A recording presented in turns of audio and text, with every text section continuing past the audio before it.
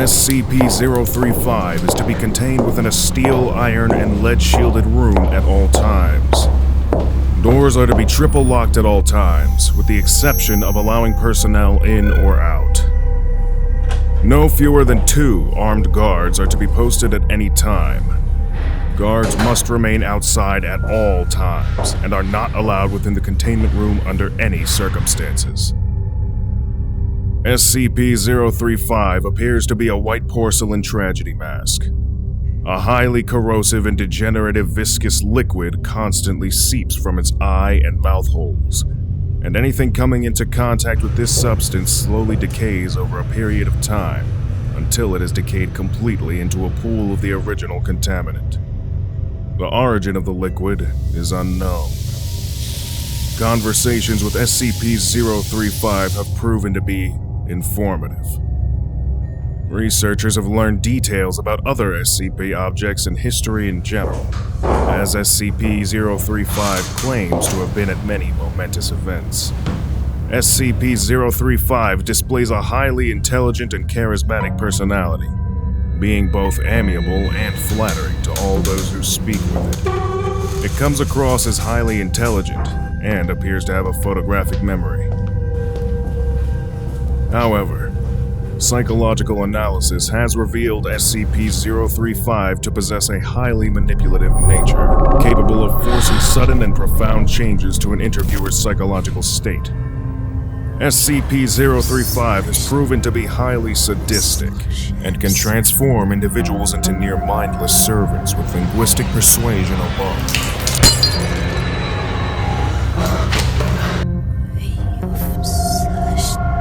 SCP-035 has stated that it has intimate knowledge of the workings of the human mind, and implied that it could change anyone's views if given enough time. SCP-035 appears to be a white porcelain comedy mask, although at times, it will change to tragedy.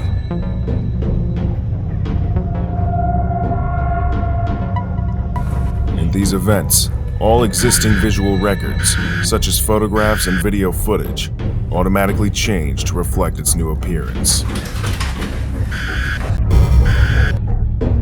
Subjects within 1.5 to 2 meters of SCP-035, or in visual contact with it, experience a strong urge to put it on.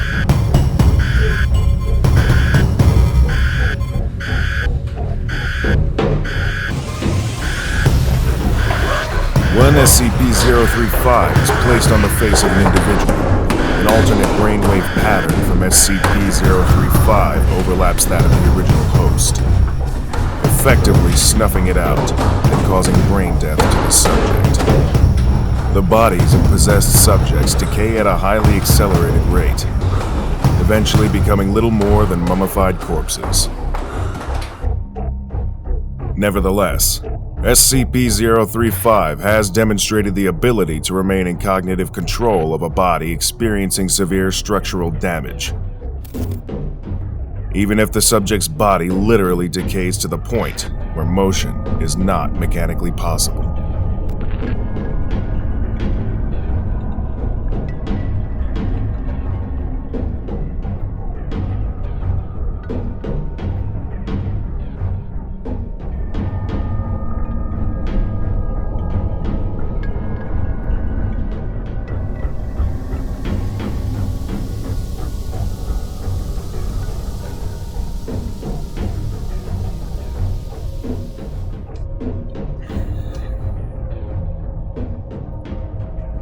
SCP-035 is to be kept within a hermetically sealed glass case, no fewer than 10 centimeters thick.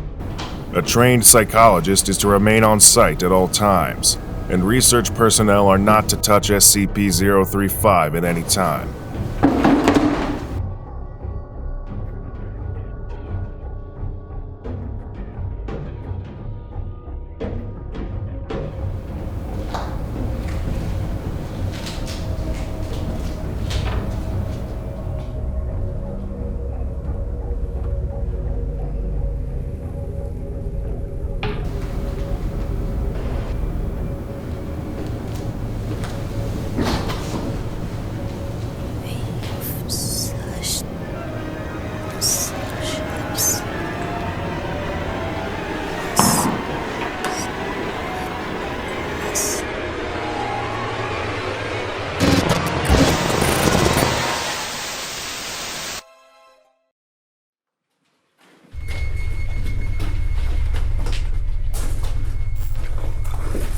Item number SCP-173. Object Class Euclid.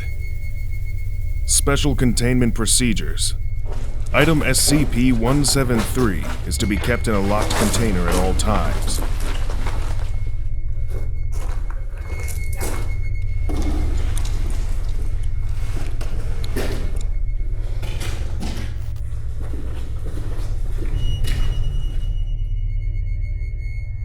When personnel must enter SCP-173's container, no fewer than 3 may enter at any time.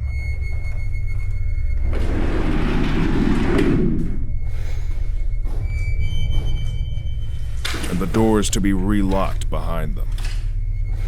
At all times, 2 persons must maintain direct eye contact with SCP-173 until all personnel have vacated and relocked the container. Moved to Site 19 in 1993. The origin of the object, as of yet, unknown. SCP-173 is constructed from concrete and rebar, with traces of Krylon brand spray paint. The reddish-brown substance on the floor is a combination of feces and blood. Origin of these materials is unknown. The enclosure must be cleaned on a bi-weekly basis. Personnel assigned to enter the container are instructed to alert one another before blinking.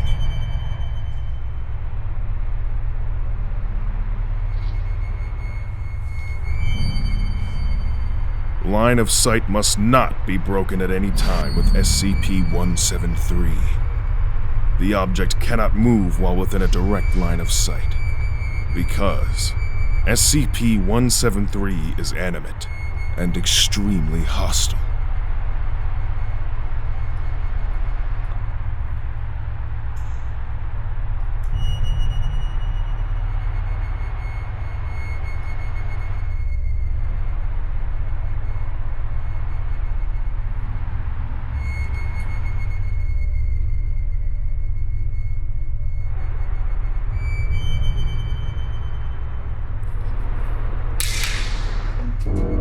Object is reported to attack by snapping the neck at the base of the skull,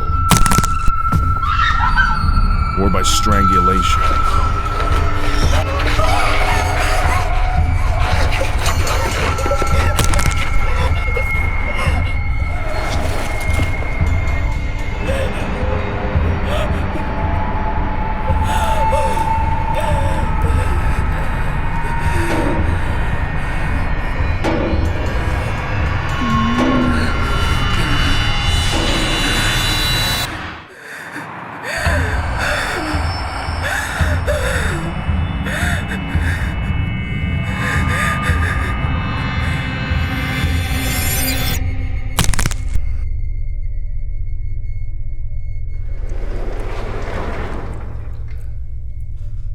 In the event of an attack, personnel are to observe Class 4 Hazardous Object Containment Procedures. Personnel report sounds of scraping stone originating from within the container when no one is present inside. This is considered normal, and any change in this behavior should be reported to the acting HMCL supervisor on duty.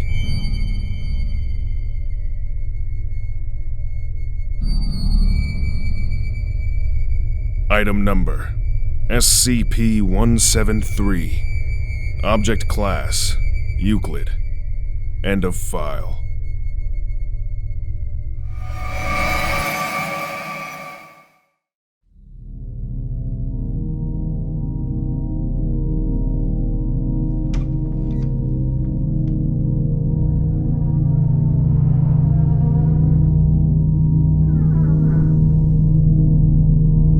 The whereabouts of SCP-1048 are currently unknown, though it is still believed to be somewhere in Site-24.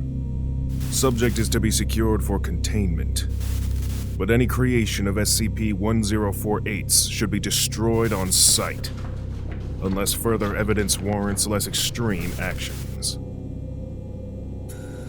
No teddy bears are to be allowed in Site-24 to prevent any confusion or mistaken identity. Any object that resembles a teddy bear is to be reported to the security team immediately. This is not a joke. We have no idea what SCP-1048's full capabilities are. Who knows how many of the damn things are out there by now? Quote by Dr. Carve.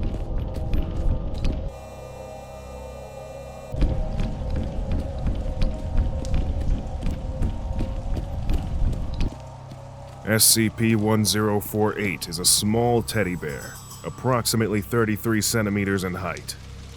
Through testing, composition of the subject revealed no unusual qualities that make it discernible from a non-sapient teddy bear. Subject is capable of moving of its own accord and can communicate through a small range of gestures.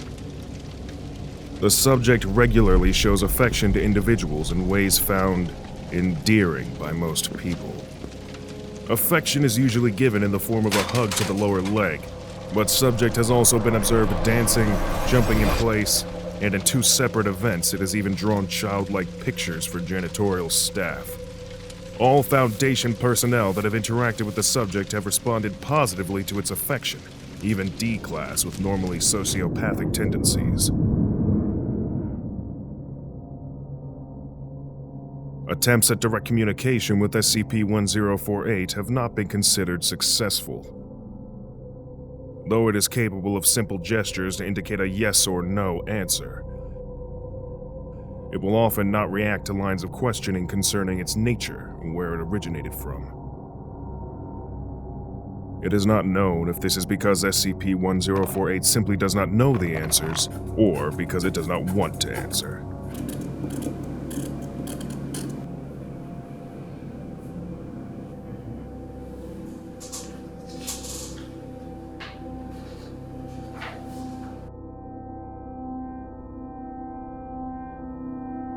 Though capable of drawing pictures, it has not used its art as a form of communication beyond showing affection, even when encouraged to do so.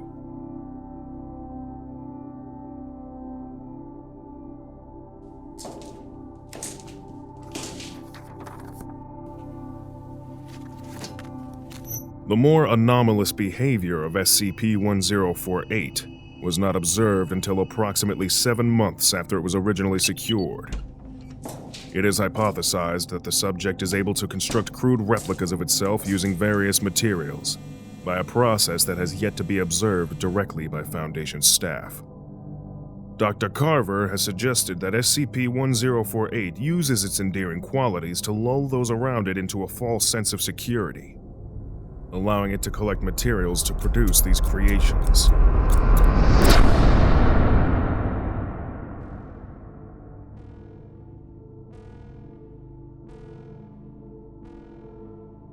Currently, there are 3 known creations of SCP-1048, designated SCP-1048-A, SCP-1048-B, and SCP-1048-C. The nature of these creations has been in stark contrast to SCP-1048's general behavior, as all have exhibited extreme violence towards humans.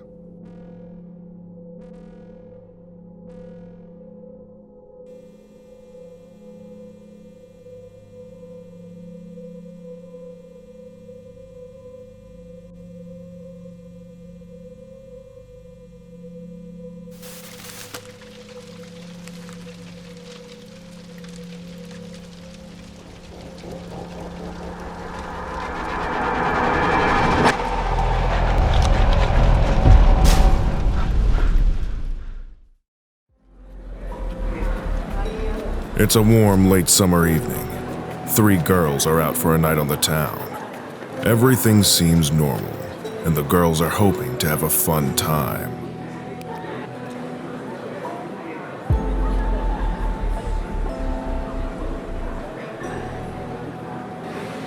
But little do they know that someone or something is lurking in the shadows, watching, waiting.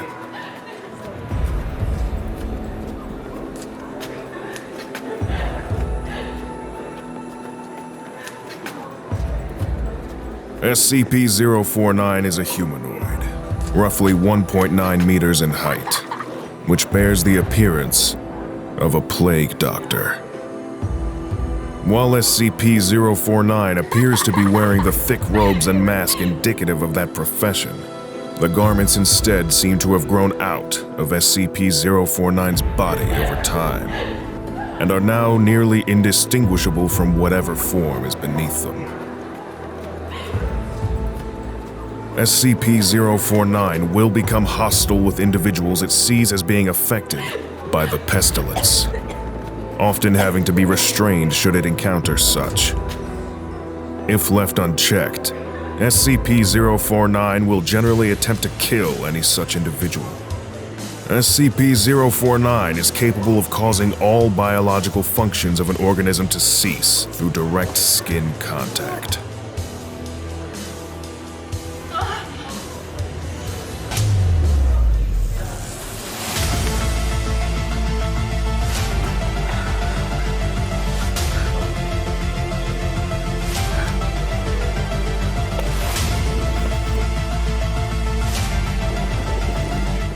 SCP-049 has expressed frustration after these killings, indicating that they have done little to kill the pestilence, though it will usually seek to then perform a crude surgery on the corpse, using the implements contained within a black doctor's bag it carries at all times.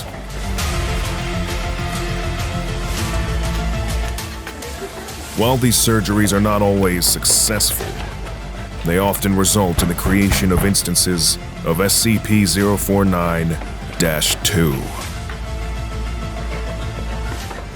SCP-049-2 instances are reanimated corpses that have been operated on by SCP-049. These instances do not seem to retain any of their prior memories or mental functions, and they can become extremely aggressive if provoked, or if directed to by SCP-049. Despite these alterations, SCP-049 often remarks that the subjects have been cured. SCP-049 has spent a considerable amount of time studying and performing surgery on various mammalian corpses. SCP-049 will routinely spend several days performing surgery, and then spend several more days documenting its findings in a thick leather journal stored within its doctor's bag. SCP-049 will often seek to share its findings.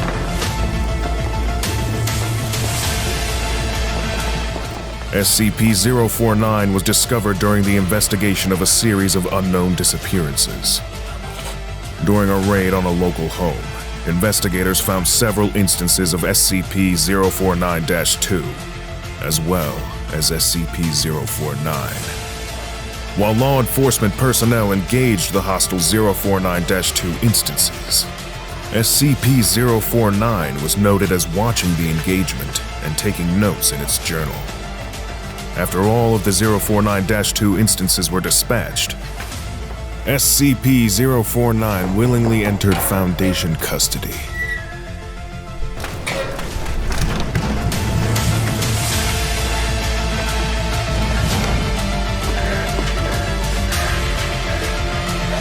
SCP-049 is contained within a standard secure humanoid containment cell in Research Sector 02 at Site 19.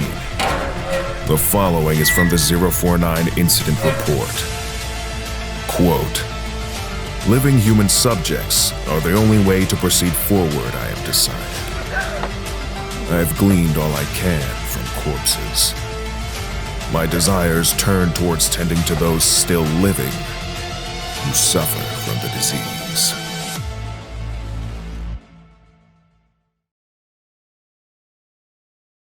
You've just woken up in the middle of a cornfield. You have no idea how you got here.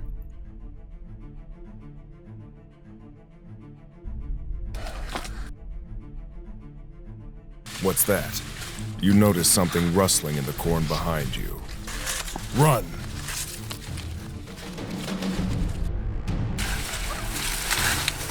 It's right behind you.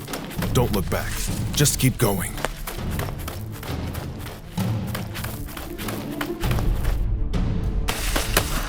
You've made it. You've just reached safety.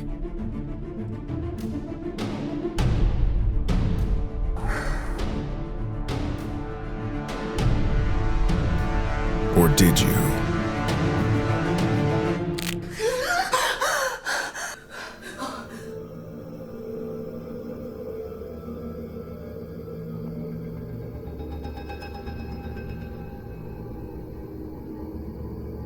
Special Containment Procedures.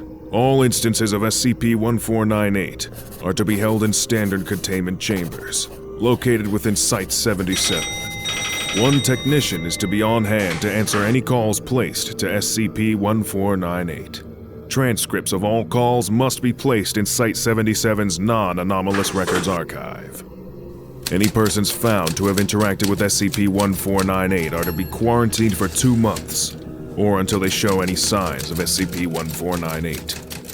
Subjects showing signs of exposure are to be contained as an instance of SCP-1498-1, which require the same accommodation as instances of SCP-1498.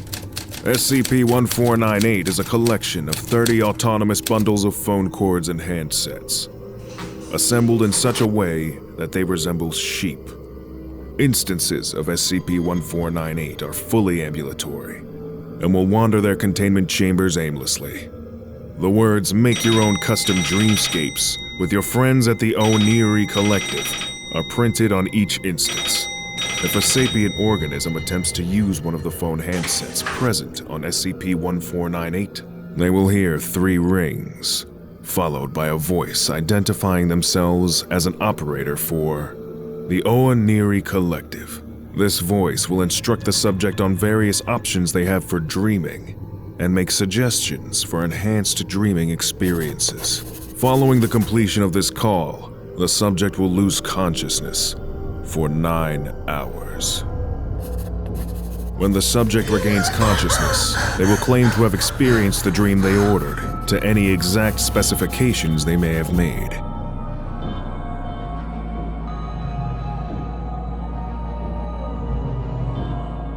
Subjects may express a desire to continue using SCP-1498's effect, or attempt to reuse it immediately.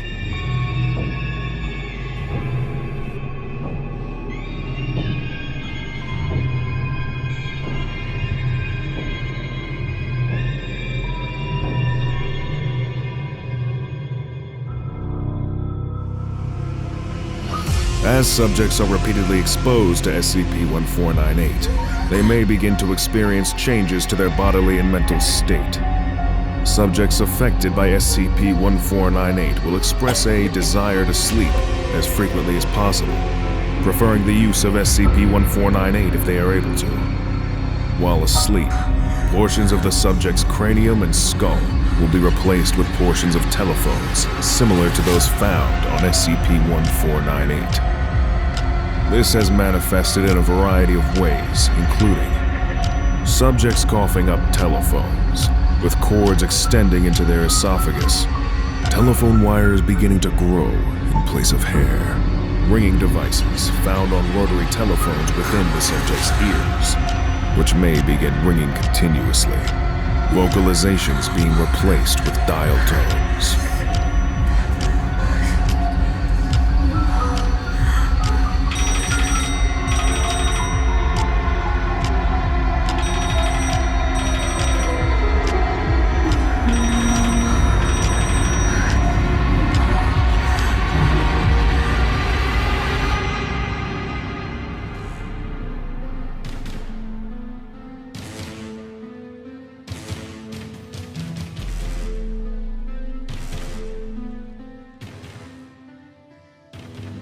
SCP-1498 was recovered on 9/18/1965 from an abandoned office complex in Miami, Florida, USA.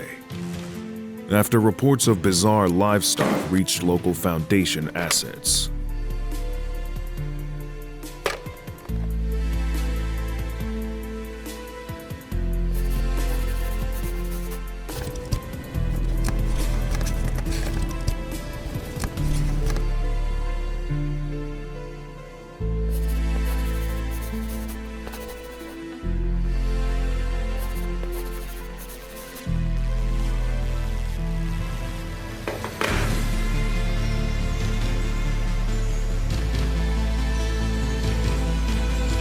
When Foundation agents entered the building, they discovered the SCP-1498 instances, one bedroll, approximately half a ton of rotary telephone components,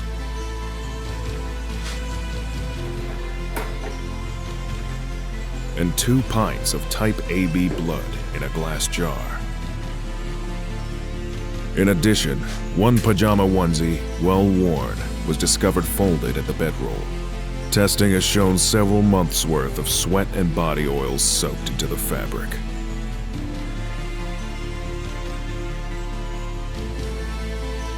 Eventually, a rotary phone will assemble itself on the subject's head, out of all the components that have been grown within and on their bodies. As of 11/14/1965, SCP-1498 has been classified as Euclid. End of file.